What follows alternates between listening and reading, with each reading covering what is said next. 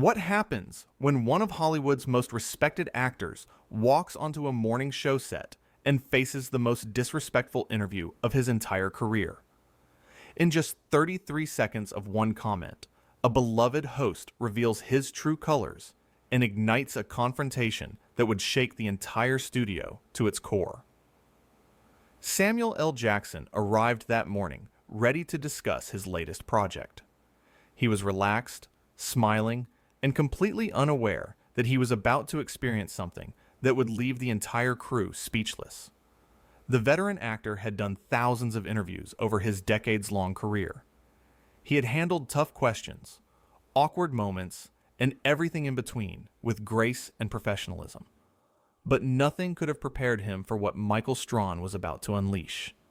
The interview started normally enough. Samuel sat down on the familiar couch, adjusted his microphone, and exchanged pleasantries with Michael. The cameras were rolling, the audience was watching, and everything seemed perfectly routine.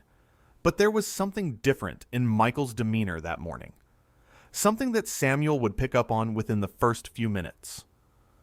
"So, Samuel, thanks for joining us today," Michael began, his smile not quite reaching his eyes. "I have to say, I'm surprised you had time to fit us into your schedule." Samuel laughed it off, thinking it was just playful banter. "Hey man, I always make time for Good Morning America. You know that." But Michael's expression didn't soften. Instead, he leaned back in his chair with an air of superiority that immediately changed the atmosphere in the studio. Right. Because you've been doing, what, 3 movies a year for the past decade? Some people might call that oversaturation. The word hung in the air like a slap. Samuel's smile faltered for just a moment. The crew members behind the cameras exchanged uncomfortable glances. This wasn't the friendly morning show interview anyone had expected. "Oversaturation?" Samuel repeated, his voice calm but with an edge. "I call it working. I call it doing what I love. Is there something wrong with that?" Michael shrugged, and that shrug carried more condescension than any words could. No, nothing wrong with it. I just wonder if quality suffers when you're pumping out that much content. I mean, can every role really be that meaningful when you're taking everything that comes your way?" Samuel took a deep breath, clearly trying to maintain his composure. "Every single role I accept goes through a process. I read the script, I talk to the director, I think about what I can bring to the character. I don't just say yes to everything." "Really?" Michael's eyebrows shot up in mock surprise. "Because it seems like you say yes to pretty much everything.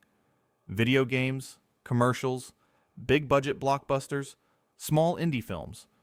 Where's the selectivity?" "The selectivity is in doing what interests me," Samuel responded, his voice getting tighter. "I don't have to justify my choices to you or anyone else. I'm an actor. I act. That's what I do." Michael leaned forward, his voice dripping with false concern. "But don't you worry about your legacy? Don't you think about how people will remember you, as the guy who was in everything, or as the guy who chose quality over quantity?" The implication was clear and cutting. Michael was suggesting that Samuel's entire career was quantity over quality, that all his work, all his dedication, all his success was somehow cheapened by the fact that he worked consistently. "My legacy?" Samuel's voice dropped to a dangerous level. "Let me tell you about my legacy. I've been nominated for Academy Awards. I've won countless other awards. I've worked with directors that people dream about working with. I've created characters that people quote decades later. That's my legacy.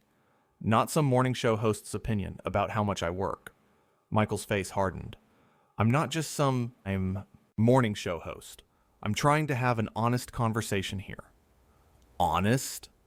Samuel let out a short, harsh laugh. "There's nothing honest about this.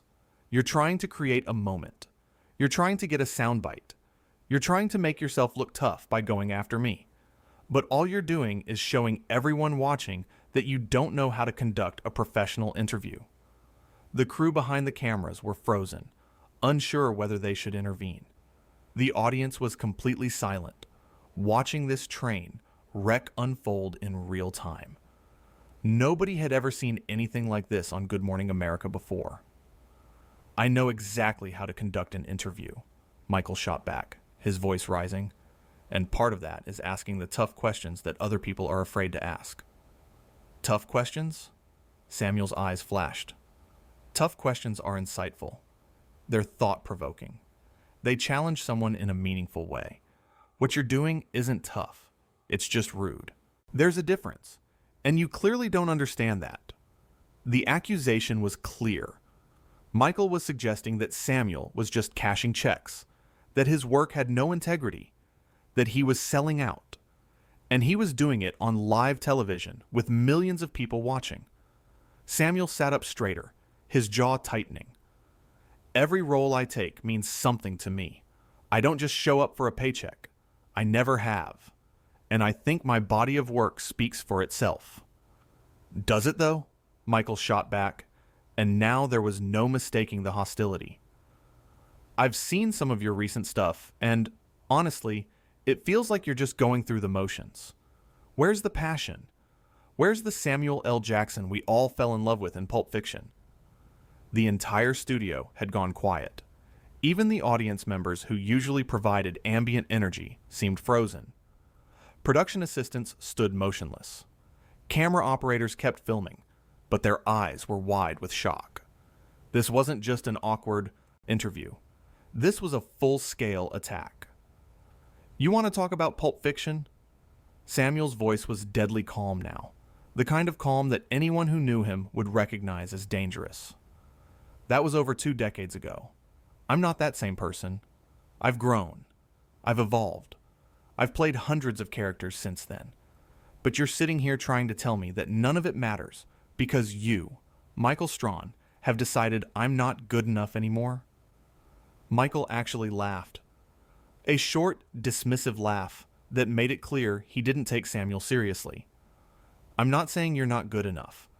I'm saying maybe you should be more selective. Maybe take a break. Maybe remember what made you special in the first place instead of just being everywhere all at once." "Being everywhere?"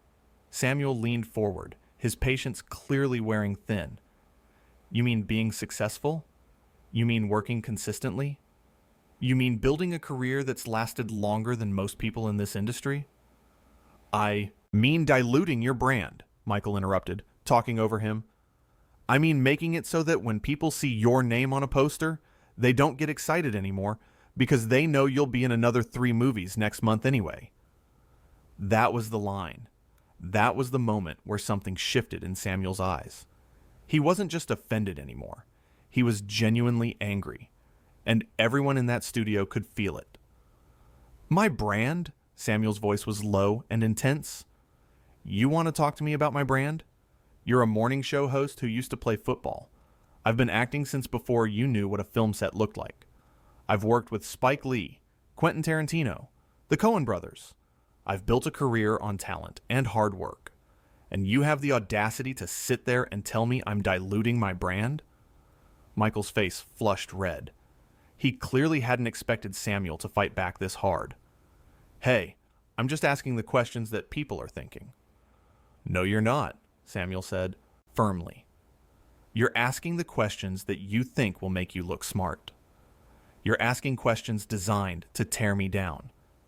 And the sad thing is, you don't even realize how transparent it is. Everyone watching can see exactly what you're doing." "What I'm doing?" Michael's voice cracked with indignation. "What I'm doing is my job. My job is to interview people and get real answers, not just let them come on and promote their latest project without any pushback." "Pushback is fine," Samuel said, his voice steady despite his obvious anger. "Pushback is asking me about my choices, about my process, about the challenges I face. What you're doing is attacking me. You're questioning my integrity. You're suggesting that I don't care about my work. And that's not pushback. That's just being disrespectful." "No," Samuel cut him off sharply. "You're not asking questions. You're making statements. You're passing judgment. And you're doing it from a place of incredible arrogance. Considering you're sitting in a chair that a dozen other people could fill tomorrow and nobody would notice the difference. The audience gasped. Crew members covered their mouths. This had gone from uncomfortable to explosive in a matter of seconds. Michael's voice rose, defensive and angry now. That's completely uncalled for. I'm trying to have a conversation here. A conversation? Samuel stood up, and the sudden movement made everyone jump. This isn't a conversation. You invited me here to humiliate me on live television. You wanted to tear me down, make yourself look smart or edgy or whatever you thought this would accomplish. But let me tell you something, Michael. I've been in this business too long and worked too hard to sit here and let you disrespect me like this. Michael stood up too, his face now completely red, his voice shaking with rage. Disrespect you? You just insulted me on my own show. You came into my house and... Your house. Samuel's laugh was bitter. This is a television studio owned by a network. You're an employee here just like everyone else. You don't own anything. And the fact that you think you do just proves how entitled you've become. Entitled? Michael's voice cracked. You're calling me entitled? You walk in here with your Hollywood attitude, your ego, thinking you're better than everyone. I never said I was better than anyone, Samuel interrupted, his voice cutting through Michael's rant like a knife. But I know my worth. I know what I've accomplished, and I don't need validation from someone who clearly doesn't respect what I do. Michael jabbed his finger toward Samuel. I respect plenty of actors. I respect actors who take their craft seriously, who don't just chase every paycheck that comes their way. There it is again, Samuel said, shaking his head. You keep coming back to this idea that I'm just chasing paychecks. You know nothing about my process. Nothing about why I choose the projects I choose. Nothing about the conversations I have with directors and writers. You're making assumptions based on absolutely nothing. I'm making observations based on what I see, Michael countered. And what I see is an actor who used to be selective and is now in everything. And what gives you the right to judge that? Samuel's voice rose. What gives you the authority to decide what's too much work for me? Who made you the arbiter of how many projects an actor should take? The two men were standing now, facing each other across the coffee table, the tension so thick it was suffocating. The director was frantically signaling to cut to commercial, but nobody was listening. This was television gold, and television disaster all at once. You know what your problem is? Michael pointed his finger at Samuel, his hand shaking. You can't handle criticism.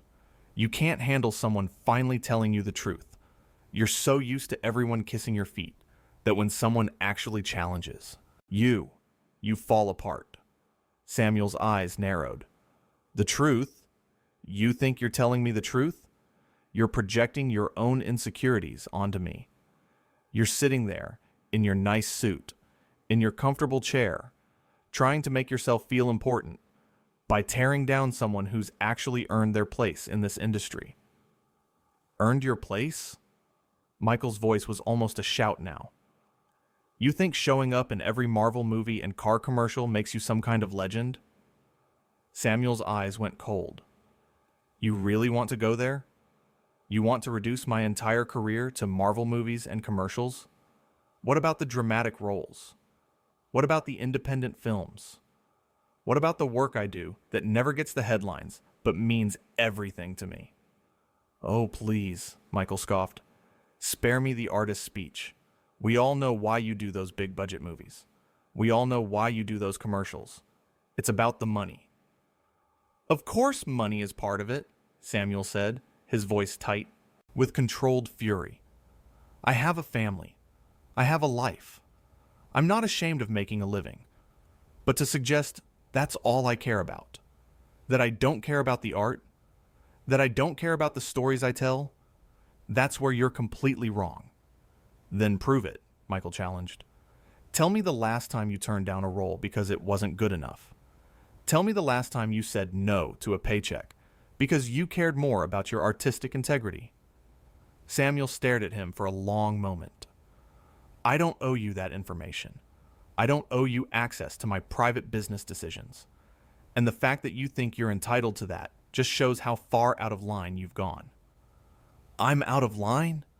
Michael's voice hit a new pitch. I'm just asking you to back up what you're saying. No, Samuel said firmly. You're trying to trap me. You're trying to make me look bad no matter what I say. If I tell you about roles I've turned down, you'll say I'm being defensive. If I don't tell you, you'll act like I have something to hide. This isn't journalism. This is a hit job. That was it. That was the final straw. Samuel grabbed his microphone and pulled it off his lapel in one swift motion. The sound guy winced as feedback screeched through the speakers.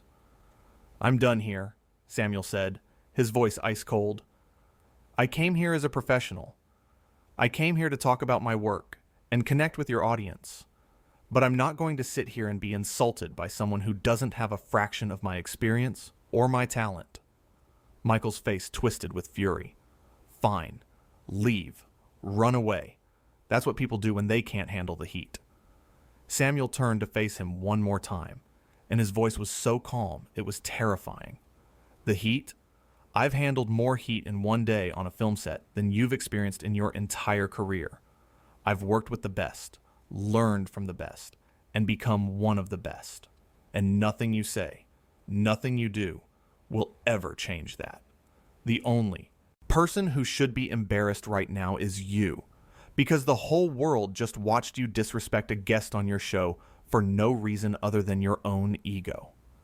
The silence that followed was deafening. Michael opened his mouth to respond, but no words came out. He just stood there, his face purple with rage and humiliation, as Samuel turned and walked toward the exit. Sam, wait, one of the producers called out, rushing onto the set. Please, we can work this out. We can... But Samuel kept walking. He didn't look back. He didn't hesitate. He simply headed straight for the door, leaving behind a studio full of shocked faces and a host who had just destroyed his own credibility on live television. Michael stood frozen, watching him go, finally seeming to realize what had just happened. Samuel, come on, don't be ridiculous. We're just having a discussion here. Samuel stopped at the door and turned around one final time. The entire studio held its breath. A discussion requires respect on both sides, Samuel said quietly. You lost my respect the moment you decided to attack me instead of interview me. I've been doing this for over 30 years. I've sat through thousands of interviews, and I can tell you with absolute certainty that this was the most unprofessional, most disrespectful, most pathetic excuse for journalism I've ever experienced. Pathetic? Michael's voice cracked again. You can't talk to me like that.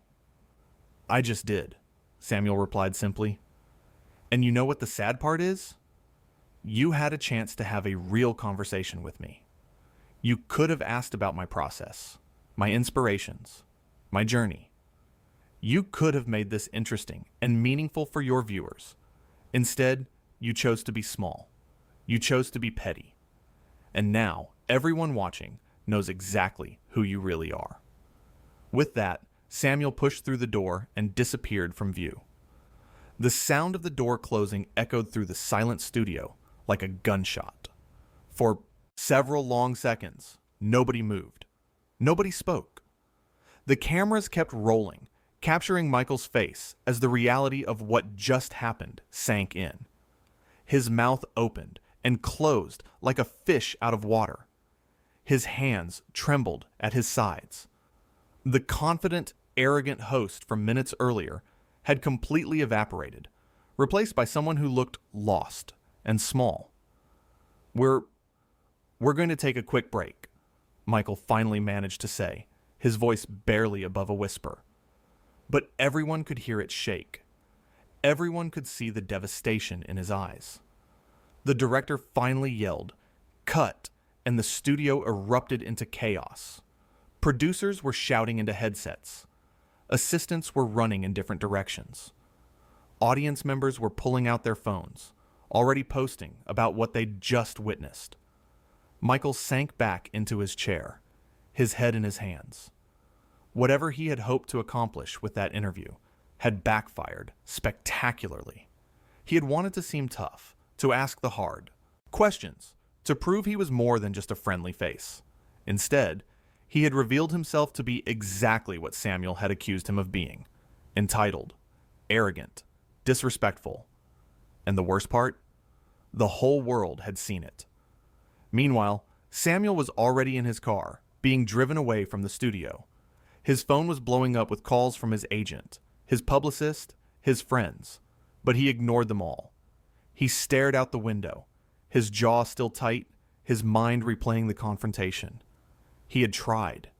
He had really tried to keep his cool, to give Michael the benefit of the doubt, to salvage the interview. But some things couldn't be salvaged. Some disrespect couldn't be tolerated. And after decades in the industry, Samuel knew when to walk away. The driver glanced at him in the rearview mirror. "You okay, Mr. Jackson?" Samuel nodded slowly. Yeah, I'm okay. Just disappointed.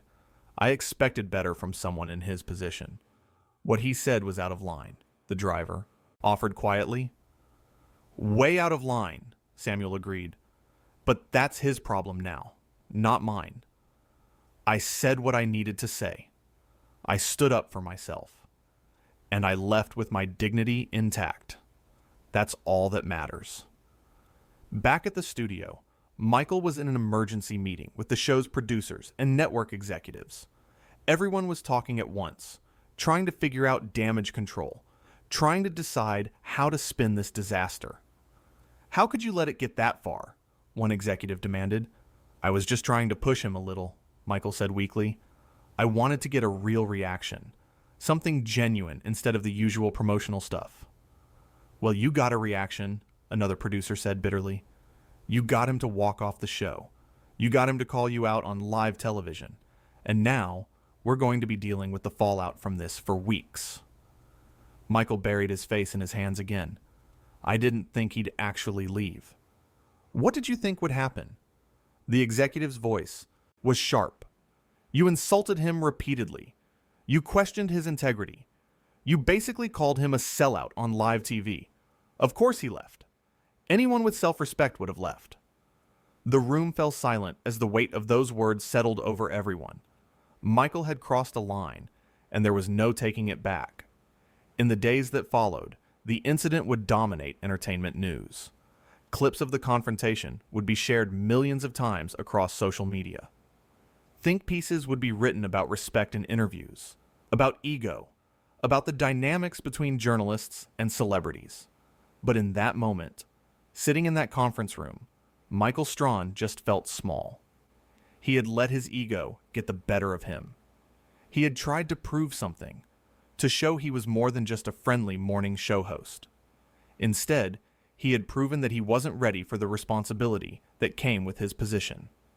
Samuel L. Jackson, meanwhile, would go on with his career unchanged.